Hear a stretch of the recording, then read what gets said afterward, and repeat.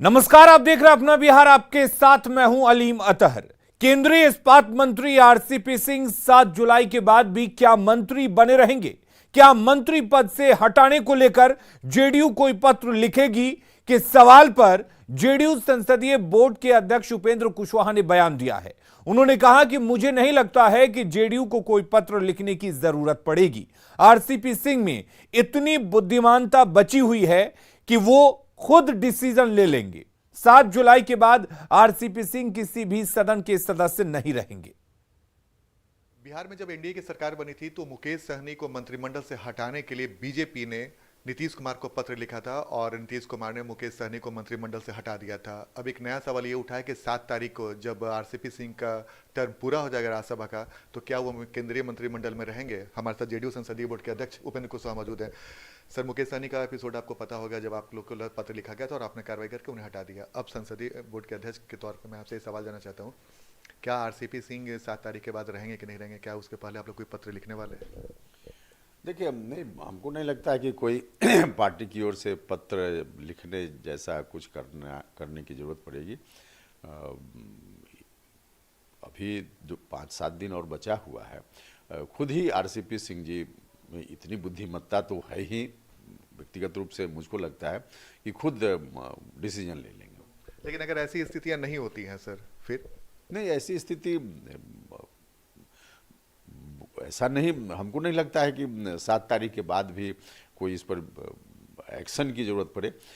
पहले ही कुछ ना कुछ निर्णय ले लेंगे, ऐसा हमको लगता है। तो अभी आने दीजिए समय। सर, सवाल इसलिए है कि आपने कहा कि आपको भरोसा है कि 7 तारीख के पहले आरसीपी सिंह कुछ फैसला ले लेंगे, लेकिन अगर परिस्थितियां आपके अनुकूल नहीं होती है तो क्या पत्र लिखना एक अंतिम रहेगा? नहीं, देख, परिस्थितियां अनुकूल नहीं रहेगी ऐसा पहले ही हम क्यों मान लें? अभी मानने की जरूरत नहीं है। अभी 7 तारीख तक देख लीजिए। और 7 तारीख के बाद अगर परिस्थितियां नहीं रहती है तो आप लोग पत्र लिख सकते हैं, ऐसी संभावना है? नहीं, अभी उस परिस्थिति की कल्पना हम क्यों करें? ऐसी परिस्थिति आएगी ऐसा हमको लगता नहीं है। जब लगता नहीं तो फिर उस पर क्या अभी परामर्श करने की जरूरत? तो आप अभी चाहते हैं कि नैतिकता के नाम पे आरसीपी सिंह को इस्तीफा दे देना चाहिए?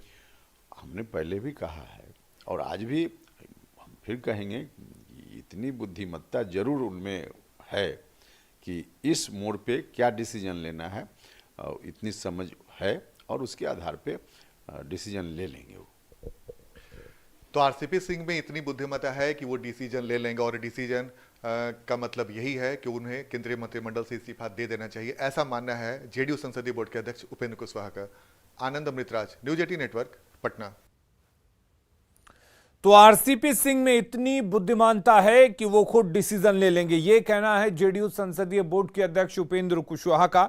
दरअसल 7 जुलाई को आरसीपी सिंह के राज्यसभा का कार्यकाल खत्म हो रहा है, यानी कि 7 जुलाई के बाद आरसीपी सिंह किसी भी सदन के सदस्य नहीं रहेंगे। ऐसे में सवाल ये उठता है कि क्या आरसीपी सिंह मंत्री बने रहेंगे या फिर मंत्री पद वो खुद अपनी स्वेच्छा से छोड़ देंगे? अगर नहीं छोड़ते हैं तो क्या जेडीयू के तरफ से कोई उनको पत्र लिखा जाएगा कि वो मंत्री पद को छोड़ दें?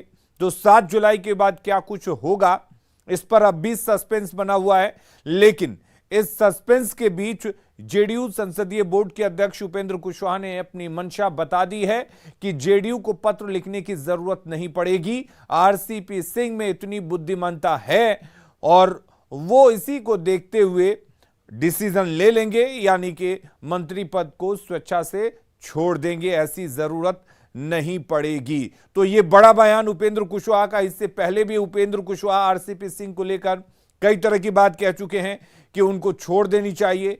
अगर उनमें जरा सी भी समझदारी है तो इस पद को छोड़ देना चाहिए। जब आरसीपी सिंह राज्यसभा के सदस्य नहीं बनाए गए थे, उसके बाद भी ये बात उपेंद्र कुशवाहा ने कही थी। हमारे साथ आनंद अमृतराज जुड़े हुए हैं।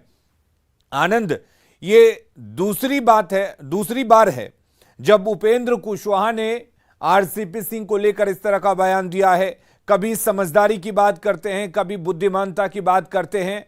क्या माना जाए, क्या वाकई अब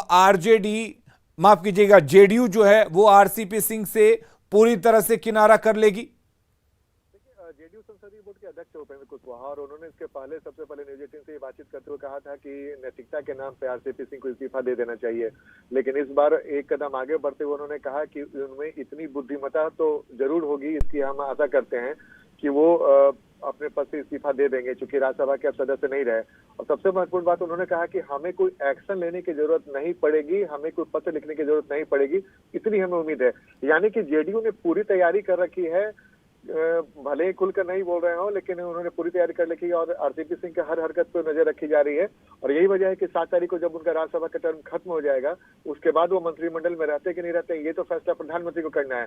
लेकिन जेडीयू को उम्मीद है कि जब उनका टर्म खत्म हो जाएगा तो उसके बाद उन्हें मंत्रिमंडल में रहने का कोई हक नहीं। और यही वजह है कि चूंकि जेडीयू संसदीय बोर्ड के अध्यक्ष के तौर पर अगर उपेंद्र कुशवाहा के बयान को अब गंभीरता से देखें तो नैतिकता के साथ उन्होंने उनकी बुद्धि का भी हवाला दिया है कि जब आपका टर्म खत्म हो जा रहा है और आपको पार्टी ने राज्यसभा का सदस्य फिर से नहीं बनाया, आप लोकसभा के सदस्य नहीं है, तो आपको मंत्रिमंडल बनाने का कोई अधिकार नहीं। तो जाहिर सी बात है, जेडीयू के तल्ख रवैये से साफ है कि जेडीयू अब आरसीपी सिंह को टॉलरेट करने के मूड में नहीं है।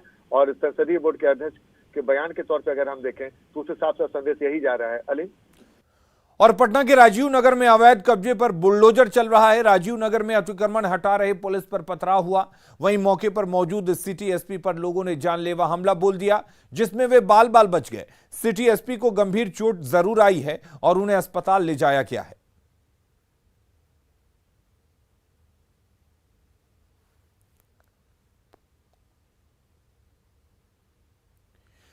तो राजीव नगर में भारी हंगामे के बाद डीएम एसएसपी मौके पर पहुंचे और पूरे हालात का जायजा लिया। पुलिस टीम ने सिटी एसपी पर हमले के बाद एक्शन लेते हुए दर्जनों लोगों को गिरफ्तार किया है। राजीव नगर में प्रशासनिक टीम अवैध मकानों को तोड़ने के लिए पहुंची है और उसकी दलील है कि यहां 70 मकान अवैध तरीके से बनाए गए हैं और हालात पर नियंत्रण पाने के लिए पटना के एसएसपी और डीएम पहुंच गए हैं। तस्वीरों में देखिए एसएसपी एमएस ढिल्लो जो है वो मौके पर पहुंच गए हैं। और क्या प्रायोरिटी है इस वक्त, किस तरीके से लॉ एंड ऑर्डर को आप लोग देख रहे हैं, अभी पहुंचे हैं, क्या अब तक सिचुएशन है? सिचुएशन नियंत्रण में है जी। इन लोगों ने बदमाशी करने का प्रयास किया था। आसपास के एरिया से लोगों को बुला के जो आज अतिक्रमण वाला ड्राइव चल रहा था इसको बाधित करने का प्रयास किया। अच्छा, फोर्स के ऊपर भी हमला किया। आसपास के एरिया से भी बुलाया है, दियारा से भी बुलाया है।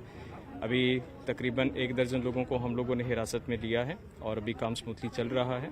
तो बिल्कुल एमएस ढिल्लो एसएसपी पटना बता रहे थे कि यहाँ पर राजीव नगर इलाके में आसपास के और खासकर दियारा इलाके से लोगों को बुलाया गया है और यहाँ पर अनसोशल एलिमेंट जो थे वो लगातार पुलिस को चुनौती देने में लगे हुए थे।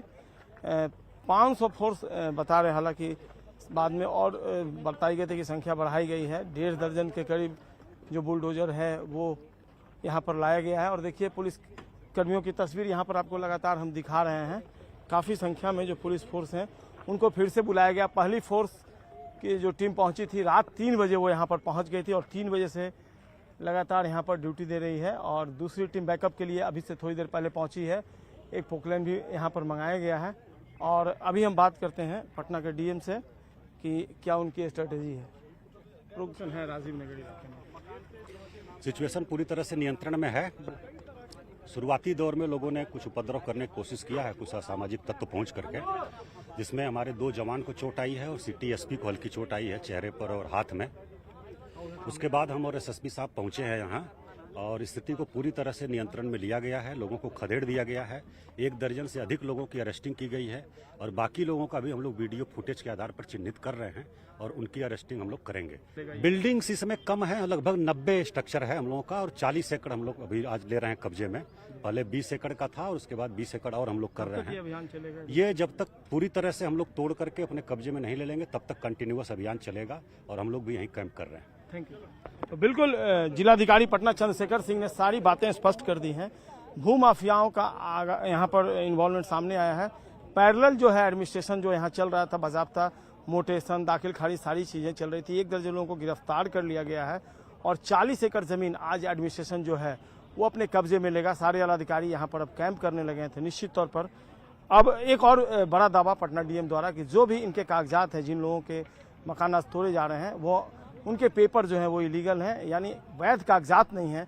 लिहाजा प्रशासन पर आमादा है और हर हाल में कार्रवाई होकर रहेगी। कैमरा पर्सन सुबोध के साथ संजय कुमार, न्यूज़ 18, राजीव नगर, पटना।